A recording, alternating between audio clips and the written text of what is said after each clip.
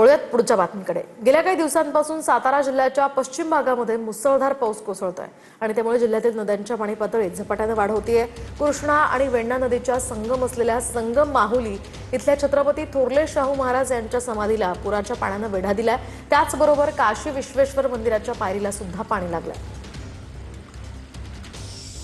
सातारा जिल्ह्यात मागील 4 ते 5 दिवसांमध्ये मुसळधार असा पाऊस झाला आणि या पावसाचा परिणाम जो आहे तो अनेक धरणांच्या पाणी पातळीत मोठी वाढ झालेली आहे। यामुळे सध्या जे नदी पात्र आहे ते पूर्णपणे दुधडी भरून वाहताना आपल्याला पाहायला मिळत आहे। सध्या मी संगम माहुली परिसरात आहे। या ठिकाणी पाहू शकता की कृष्णा आणि वेण्णा नदीचा हा संगम आहे। या नद्यांना देखील काही प्रमाणात पाणी पातळीत वाढ झालेली पाहायला मिळत आहे। छत्रपती थोरले शाहू महाराजांच्या समाधीला देखील आता वेढा या ठिकाणी पाण्याचा पाहायला मिळत आहे। सध्या या भागामध्ये पावसाचा जोर देखील काहीसा कमी झालेला सध्या पाहायला मिळतोय।